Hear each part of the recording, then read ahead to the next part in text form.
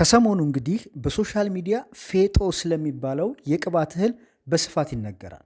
ሁሉም ሰው ግን ፌጦ ለሰው ልጅ ጥቅም አለው ሲል እንጂ የጎንዮሽ ጉዳት እንዳለው ማንም ሲናገር አልሰማሁም።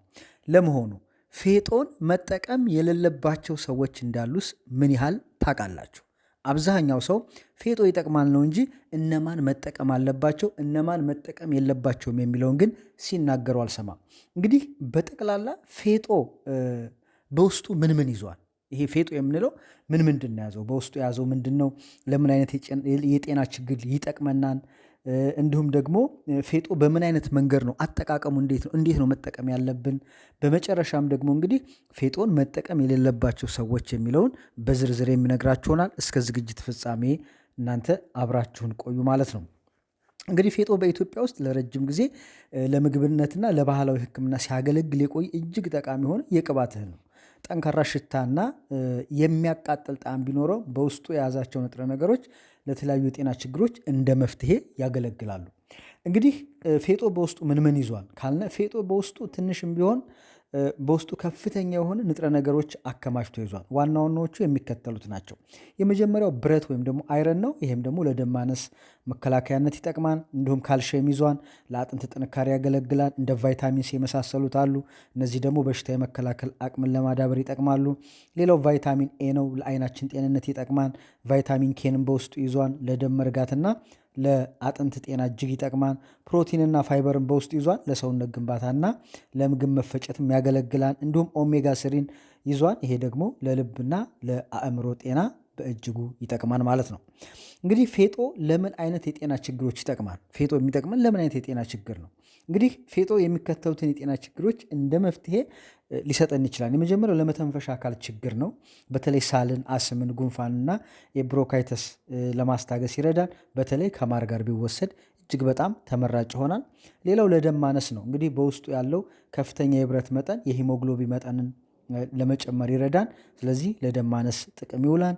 ለተሰበረ አጥንት ነው። እንግዲህ በባህላዊ ሕክምና ፌጦ ተወቅጦ ከተልባ ወይም ደግሞ ከማር ጋር ተደባልቆ የተሰበረ አጥንት ላይ ሲቀባ አጥንቱ ቶሎ እንዲጠገን ይረዳል ተብሎ ይታመናል። ይሄም በባህላዊ ሕክምና ይጠቀሙበታል።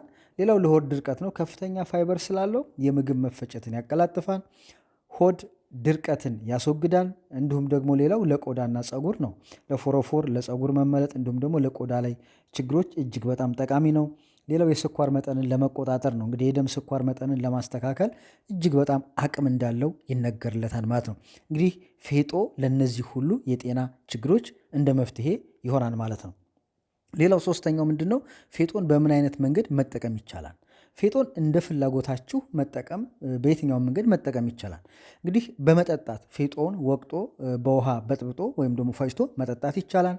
ጣዕሙ ስለሚከብድ ወይም ደግሞ ስለሚያቃጥል ከማር ወይም ደግሞ ከሎሚ ጋር ቀላቅሎ መጠጣት ይመረጣል። አንድ ኩባያ መካከለኛ አነስተኛ ኩባያ መጠጣት በቂ ነው። ሌላው በምግብነት መልኩ መጠቀም ይቻላል። በተለያዩ ምግቦች ላይ ለምሳሌ በጨጨብሳ ወይም ደግሞ ቂጣ ላይ በመነስነስ መጠቀም ይቻላል። እንዲሁም ደግሞ ሰላጣ ውስጥ በቅጠልነት መልክ ወይም ደግሞ በመነስነስም ሊበላ ይችላል።